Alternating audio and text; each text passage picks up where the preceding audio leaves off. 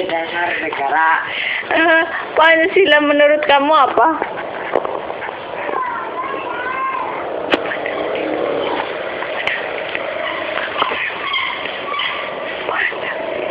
Pemandangan hidup.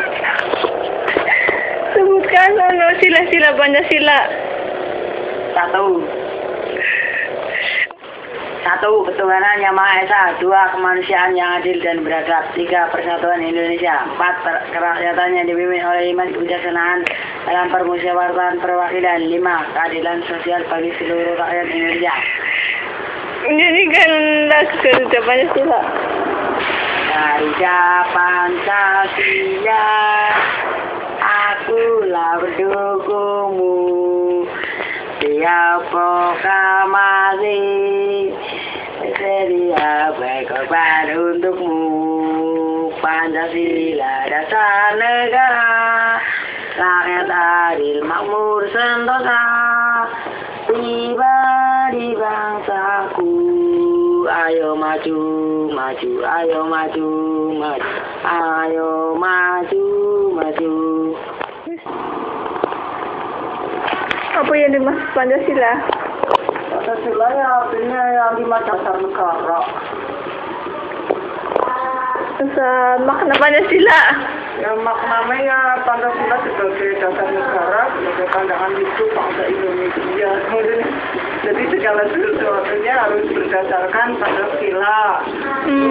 Sebutkan 5 putri Pancasila, ban Pancasila. 1, ketuhanan yang Maha Esa. 2, kemanusiaan yang adil dan beradab. 3, persatuan Indonesia. 4, kerakyatan yang dipimpin oleh 5 kebijaksanaan dalam permusyawaratan. 5, keadilan sosial bagi seluruh rakyat Indonesia. Nyanyikan lagu Garuda Pancasila. Garuda Pancasila, akulah pendukungmu.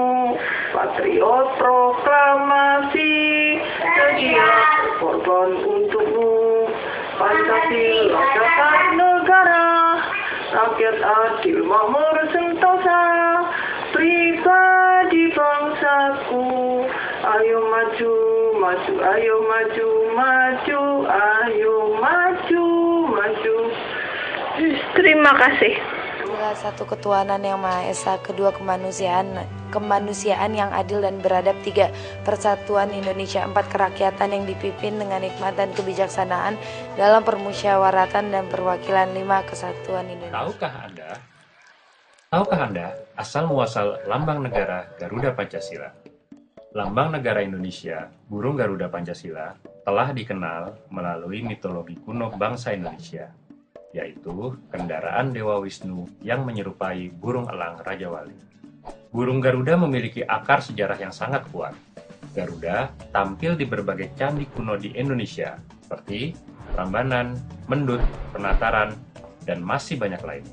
Garuda digunakan sebagai lambang negara untuk menggambarkan Indonesia sebagai bangsa yang besar dan negara yang kuat. Setelah Perang Kemerdekaan tahun 1945, dirasakan perlu adanya lambang negara.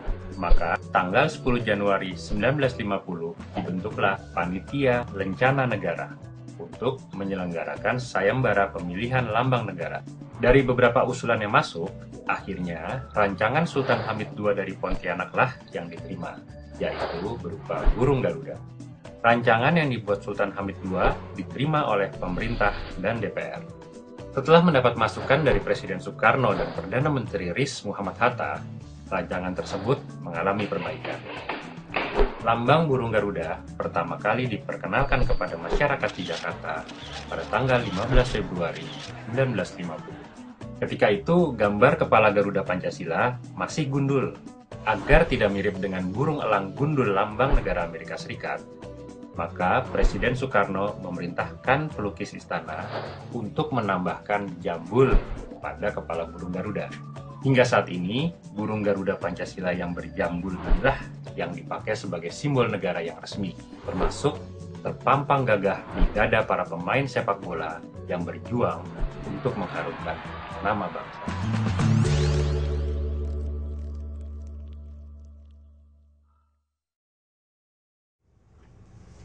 Sekarang saya mau cerita tentang Pancasila. Kita udah sering dengar tentang Pancasila. Tapi sebenarnya apa sih Pancasila itu? Bagi saya, Pancasila itu ibarat buku manual, pedoman bagi bangsa Indonesia untuk mencapai cita-cita masyarakat yang adil dan makmur. Ini adalah Kepulauan Indonesia yang terdiri atas ribuan pulau. Ini menunjukkan bahwa Indonesia adalah negara yang sangat luas. Setiap pulau didiami oleh berbagai kelompok masyarakat yang beraneka ragam, baik adat istiadat, budaya, maupun kepercayaannya. Keberagaman ini adalah suatu kekayaan, suatu kekuatan. Di negara yang memiliki keragaman diperlukan suatu unsur perekat yang universal. Unsur perekat ini adalah kepercayaan akan adanya Tuhan. Inilah yang menjadi dasar yang utama. Jika kita sepakat dan meyakini adanya Tuhan, maka kita akan menghormati keberagaman, karena keberagaman itu terjadi atas keinginan Tuhan. Walaupun kita beragam, namun pada dasarnya kita adalah sama, yaitu manusia. Ketika kita sudah mampu untuk menghormati sesama manusia, maka kita akan menjadi manusia yang beradab. Ketika kita sudah tidak lagi membeda-bedakan manusia, ketika kita sudah menjadi manusia yang beradab, otomatis akan tercipta persatuan. Dari persatuan inilah tercipta suatu kondisi yang akan melahirkan manusia-manusia yang bijak. Dan manusia yang bijak tentu saja akan berlaku adil terhadap siapa saja.